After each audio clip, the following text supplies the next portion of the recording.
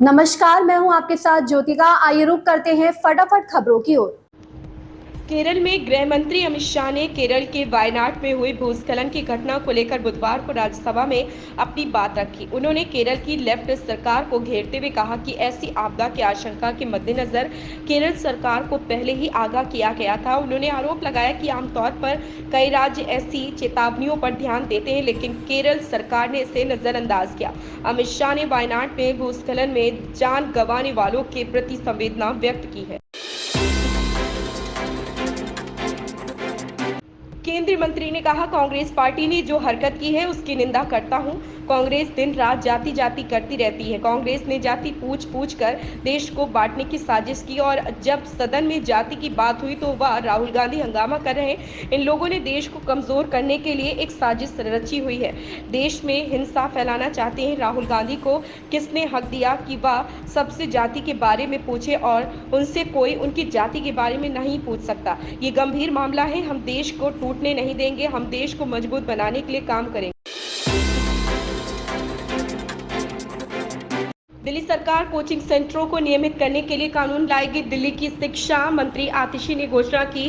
Feedback के लिए email ID भी जारी कर दी गई। दिल्ली के राजेंद्र नगर में हुए हादसे के बाद दिल्ली सरकार कोचिंग सेंटरों को नियमित करने के लिए नया कानून लेकर आ रही है। शिक्षा मंत्री आतिशी ने इसकी घोषणा कर दी। आतिशी ने बताया कि आगे कहा कि सभी तरह के कोचिंग इंस्टीट्यूट इसके दायरे में आएंगे। इस कानून के जरिए infrastructure, teachers, qualification, fees, regulation, misleading विज्ञापन से रोका जाएगा। कोचिंग संस्थानों को रेगुलर इंस्पेक्शन भी किया जाएगा। विपक्ष के नेता मल्लिकार्जुन खड़गे ने कहा कि वह पहली पीढ़ी के राजनेता हैं और उन्होंने अपनी राजनीतिक यात्रा के बारे में बताया जो कांग्रेस में शामिल होने के बाद शुरू हुई थी। राज्यसभा में विपक्ष के नेता और कांग्रेस के राष्ट्रीय अध्यक्ष मल्लिकार्जुन खड़गे ने बुधवार को सभापति से भाजपा सांसद घनश्याम तिवारी द्वारा उनकी राजनीतिक यात्रा के संबंध में की गई टिप्पणियों को सदन से हटाने का आग्रह किया। इस पर सभापति जगदीप धनखड़ ने कहा कि वह घनश्याम तिवारी द्वारा की गई टिप्पणियों पर गौर करेंगे। इसके साथ ही उन्होंने खड़गे को आश्वासन दिया कि कांग्रेस को ठेस पहुंचाने वाला कोई भी शब्द रिकॉर्ड में नहीं रहेगा।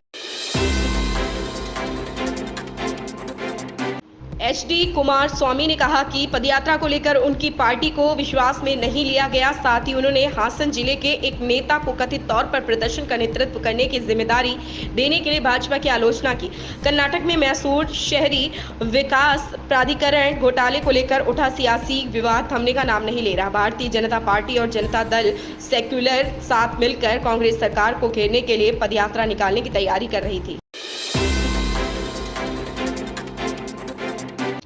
संबित पात्रा ने कांग्रेस की जाति सर्वे पर सवाल उठाते हुए पूछा कि राहुल गांधी का आरोप है कि उनकी जाति पूछी गई और यह अपमानजनक है। तो अगर राहुल गांधी की जाति पूछना अपमानजनक है तो फिर देशवासियों की जाति पूछना क्या अपमानजनक नहीं है? राहुल गांधी द्वारा अनुराग ठाकुर पर गाली देने और उनकी जाति पूछने का आरोप लगाया।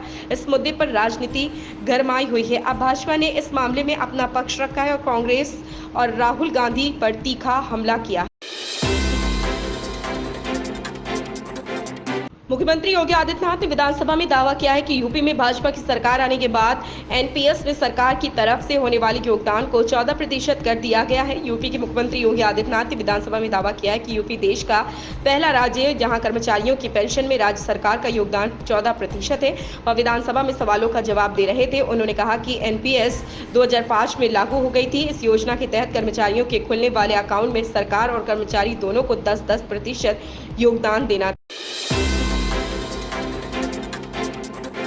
सोनिया गांधी ने कहा, मैं यह कह सकती हूं कि अगर हम अच्छा प्रदर्शन करेंगे तो लोकसभा चुनाव में जैसा माहौल दिखा उस आधार पर राष्ट्रीय राजनीति अब बदलने जा रही। कांग्रेस संसदीय दल की अध्यक्ष सोनिया गांधी ने बुधवार को पार्टी को आगामी विधानसभा चुनावों के लिए जीत का मंत्र दिया। सोनिया ने कहा कि इस वक्त माहौल कांग्रेस के पक्ष में है, लेकिन इस गति को बनाए रखना और लोकसभा चुनाव में पार्टी ने जो साख बनाई है उसे बरकरार रखना बेहद जरूरी है। उन्होंने कहा, हमें लगता था कि मोदी सरकार लोकसभा चुनाव में लगे बड़े झटके से सही सबक लेगी। इसके बजाय वह समुदायों को विभाजित करने और भय और शत्रुता फैलाने की अपनी नीति पर कायम है।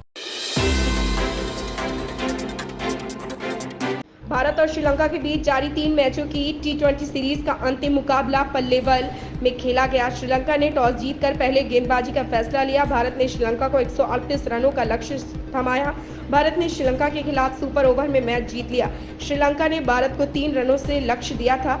सूर्यकुमार यादव ने सुपर ओवर की पहली गेंद पर चौका लगाकर मैच अपने नाम कर लिया। इसी के साथ टीम इंडिया ने 3 मैचों की सीरीज 3 से अपने नाम कर ली। आमिर खान के बेटे जुनैद खान ने फिल्म महाराज के जरिए हिंदी फिल्म इंडस्ट्री में अपने कदम रख लिए। इस फिल्म में उनके साथ जयदीप अहलावत और शर्वरी वाघ ने भी अहम भूमिका निभाई। सिद्धार्थ पी मल्होत्रा के निर्देशन में बनी इस फिल्म को प्रशंसकों के साथ ज्यादातर समीक्षकों की भी सकारात्मक प्रतिक्रिया मिली। इस फिल्म को मिले प्यार के बाद जुनैद अपने आगामी प्रोजेक्ट पर व्यस्त हो गए, लेकिन उनके पिता आमिर खान ने बेटे की शानदार शुरुआत का जश्न मनाने का मौका हाथ से नहीं जाने दिया। सोशल मीडिया पर फिल्म की कामयाबी का जश्न मनाने की एक अनदेखी तस्वीर जमकर वायरल हो रही है। इन खबरों में बस इतना ही, बने रहिए हमारे साथ।